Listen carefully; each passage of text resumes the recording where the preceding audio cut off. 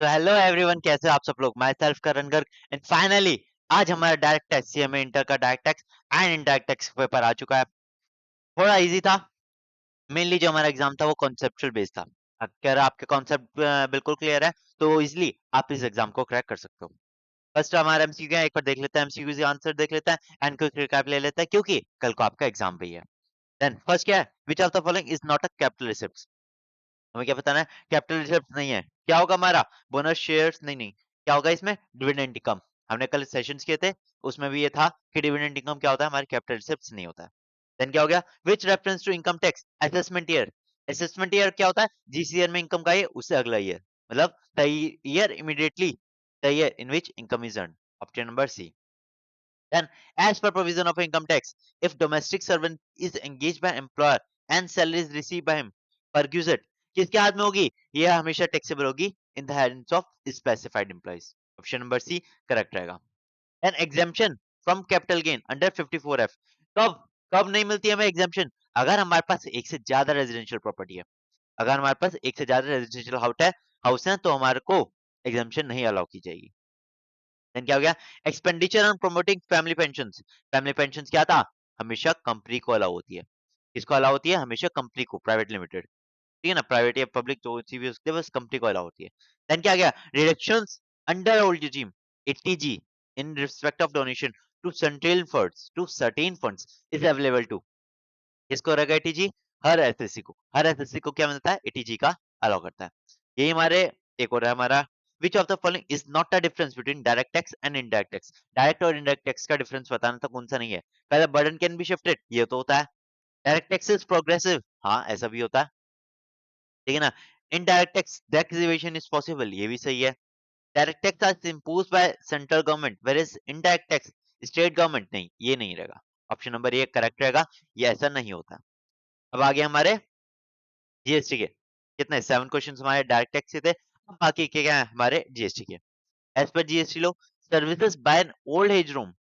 हमारे एग्जामिशन का जो हमारा एग्जामिशन था हमारा, उसका क्वेश्चन है क्या था हमारा, 25,000 per month per member. Option number B correct रहेगा।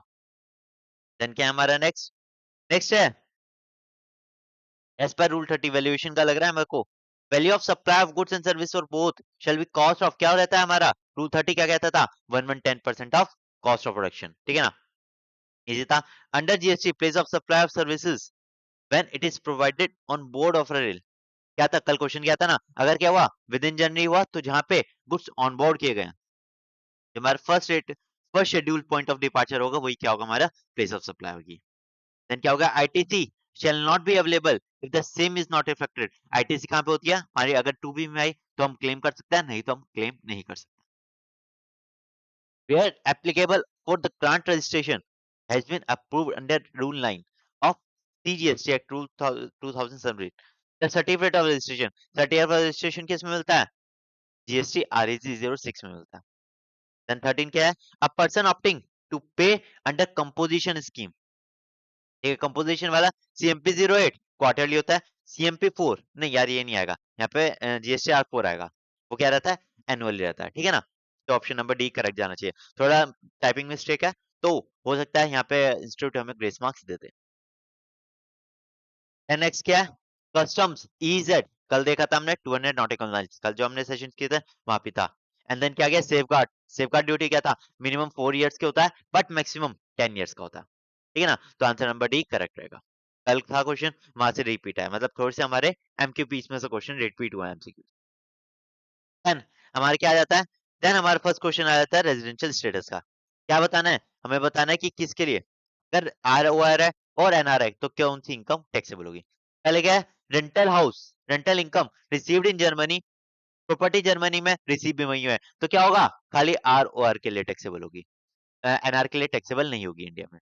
फिर क्या हुआ, इंडिया का बिजनेस है तो बोथ के लिए टैक्सेबल होगी।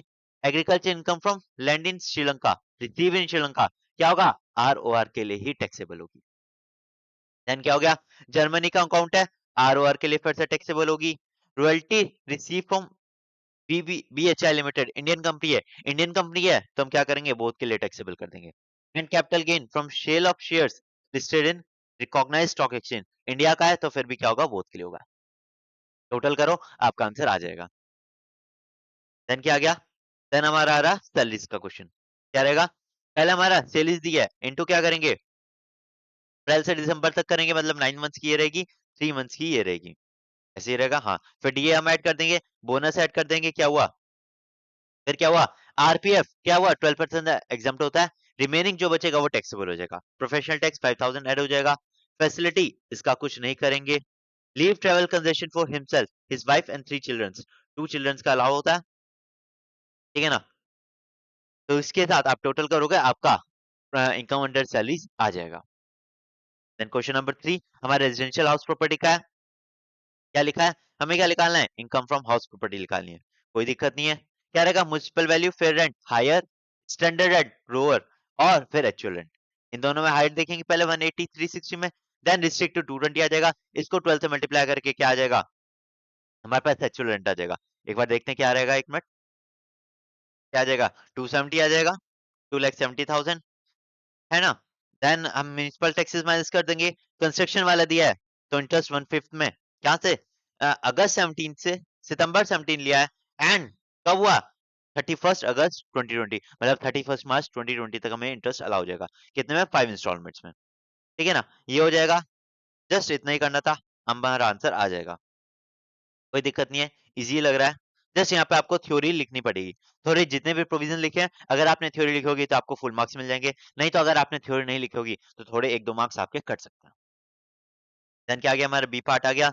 ये हमारा पीजीबी का है, जो हमारा 44 एई था, जिसमें क्या था? अगर 12,000 पर केजी तक था तो हम क्या कहते थे? 7500 पर मंथ पर व्हीकल, बट उससे ज्यादा होता तो 1000 पर मंथ पर व्हीकल कहते थे, ठीक है ना? इसमें कोई दिक्कत नहीं आनी चाहिए, एंड सिंपल क्वेश्चन लग रहा है मेरे को, कोई दिक्कत नहीं है। जस्ट आपको थोड़ी इसमें भी थ्योरी लिखनी थी, क्योंकि पीजीपी का क्वेश्चन है, थोड़ी थ्योरी लिख के आपका आंसर चल जाएगा। देन क्या आ गया? देन हमारा आ रहा है, नेक्स्ट हमारा कंप्यूट कैपिटल गेन करना है, कैपिटल गेन कैलकुलेट करना है, ठीक है, कोई दिक्कत नहीं है।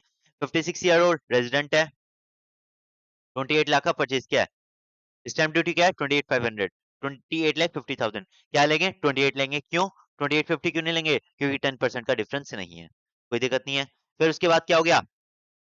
कॉस्टिंग 3,35,000 है, बट वैल्यू क्या दी है? 325, तो हम क्या लेंगे? कॉस्टिंग 3,35,000।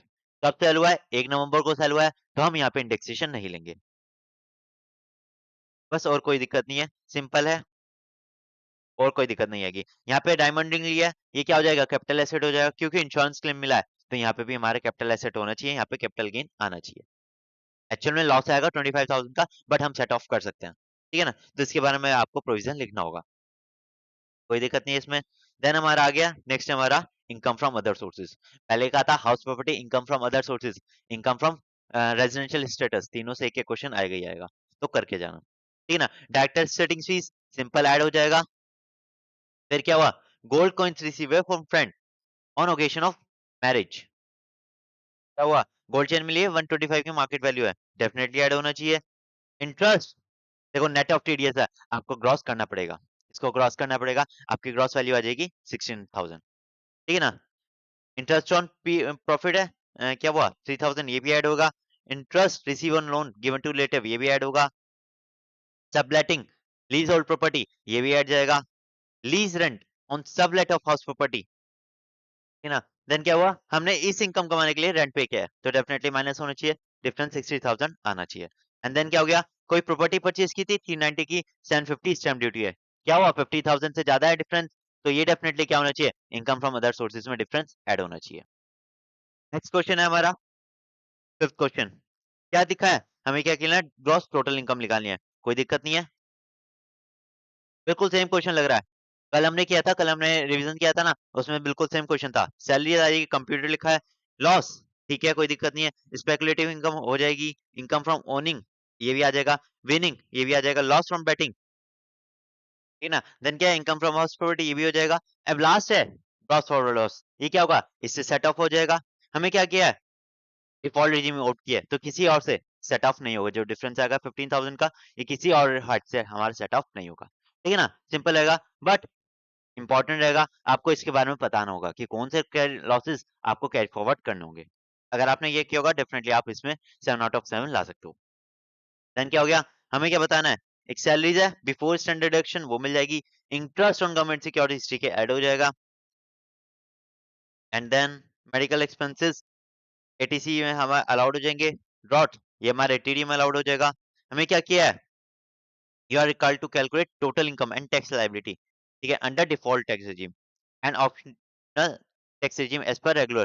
क्या करना है, हम ओल्ड भी निकालना है न्यू भी निकालना है एंड देन डिफरेंस कैलकुलेट करना है, ठीक है ना।